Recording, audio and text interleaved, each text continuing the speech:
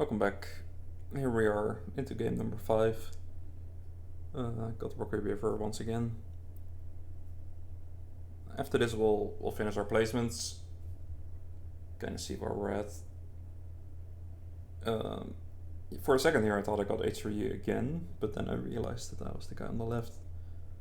So I'm actually playing Delhi this time. Delhi has always been a civ that I really enjoy playing because you kinda dictate the pace of the game. I've experimented with a build where you don't make a mosque H1. I think in some cases it's good. You get your sacred site like 20 seconds earlier.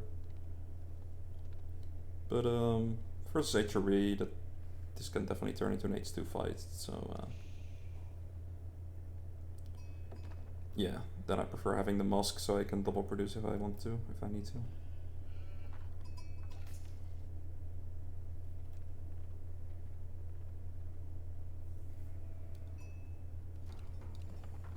One of those matchups where, I mean, this goes for many cases, but many games, but you can just kind of open a stable and go from there.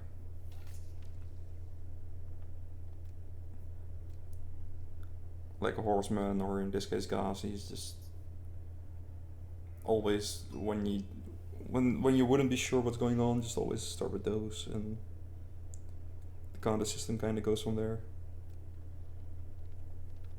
So this is an ancient old Delhi build where you just quickly grab 50 wood so you can afford all your buildings, and you could 8 on berries and then 3 on gold. And then you can go either on sheep after you have 3 on gold for a little bit, or you can go straight to wood. Both work, doesn't matter too much. Going on sheep is a little bit easier, but then you have to remember to take them off once you age. So we got our 3 on gold now, so switch my TC to sheep now.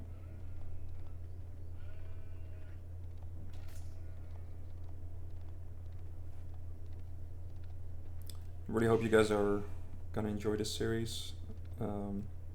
It's basically just like a play and explain, right? Like, I just think it's too tough to do that in Aoe4 while playing. Getting all your thoughts through while also processing everything you're seeing and everything, like, it's tough. So I think doing it like this, or I'm doing it after the fact, is probably better. So that's 3900, that means we can age.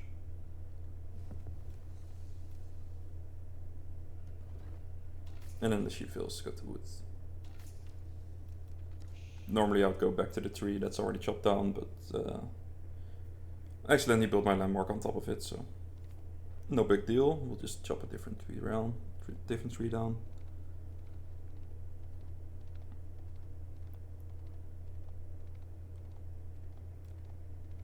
And this is basically the point of the game, roughly, where I want to kind of see what my opponent's up to.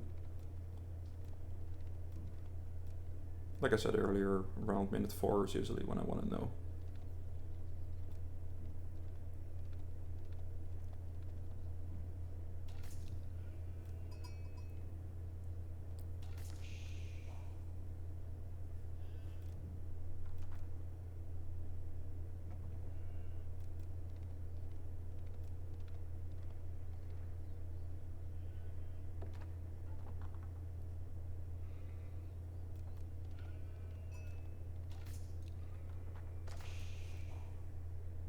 So usually there will be 100 wood in the tree because you already cut 50 at the start.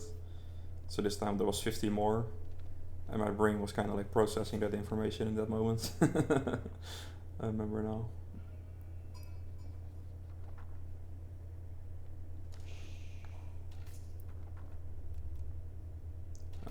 Yeah, I prefer my scout to just head to his base here instead of doing this. I do want to see the 3rd sacred site, so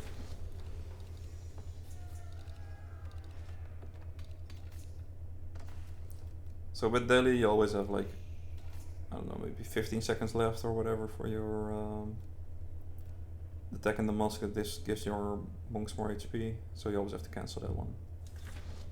Because you really want to get the sacred sites as soon as you can. Blacksmith is also another really good neutral opener.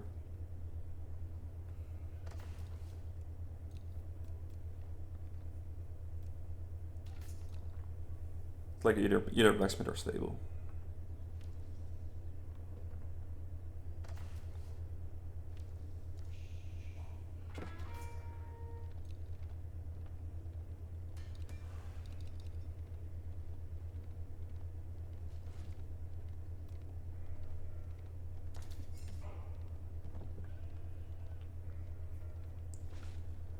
So quite poor scouting, but it's alright.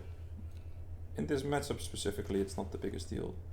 Because I would open Cav no matter what, even if he had a barracks.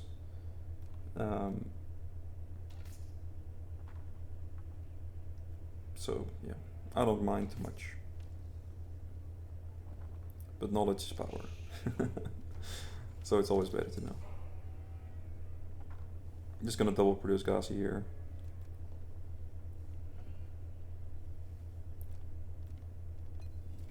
Okay, he's mined 500 gold and he's on mine work. Doesn't tell me too much yet. So around this gold income, this gold amount I always like to get off. Those 3 extra fills of food are really nice. And hopefully your prelate can keep producing from your sacred side income.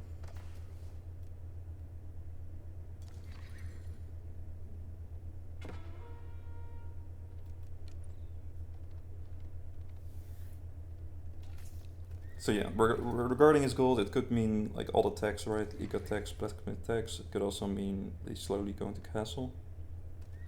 It's kind of hard to say. I did see him chop wood, so that implies he's making some stuff. And yeah, he does have some horsemen. He could have probably went pro scout as well with the gold that he mined.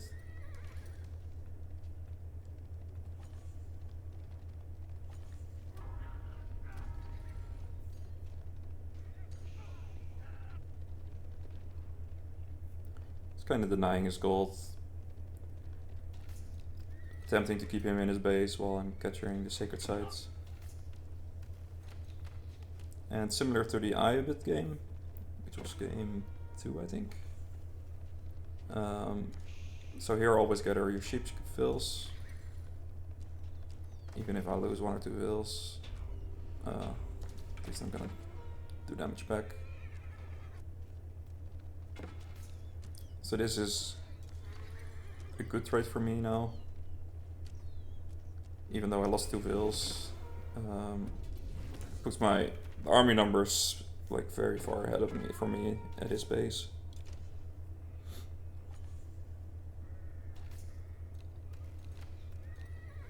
So similar to the Aoe4 game, like I was gonna say, I'm just building up archers at home. So if he transitions to spears, because he can win the cav war, then I'll have the archers to win the game. This was like an accidental raid. I was just sending my Gazi back to deal with the scout, trying to capture the sacred site, and then I found him here.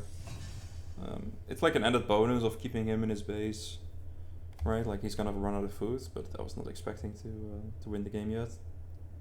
But I wanted to show you guys there's a lot of typical things that you will see between all the games, where again I'm just making archer range, just making them at home, exactly the same as the Aoe4 game. I'm not sending them over, I'm just building them up, because I know he has to go spears to contest my cav, because I have the cav momentum, because I have better cav, and he also wasted 3 of them a raiding. Well, not necessarily wasted, he killed 2 of my vills, but it really puts the momentum so far in my favor that he has to go spears at some point in the game. But in this case he just YOLO'd for some food and died.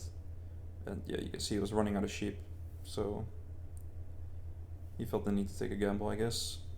And also I'm on triple side, so. And as you can see once again in the Vil graph right there, you know, this is like, what is it? Apparently this is platinum. I wasn't sure when diamond started and when platinum ended. So you can see, even though I lost 2 vills, I'm still ahead of vills, or we were basically even. And this is to do with idle time. Or maybe actually a prelet in this case. Maybe, I'm not sure. But yeah, it's platinum yellow, so people don't always produce fills.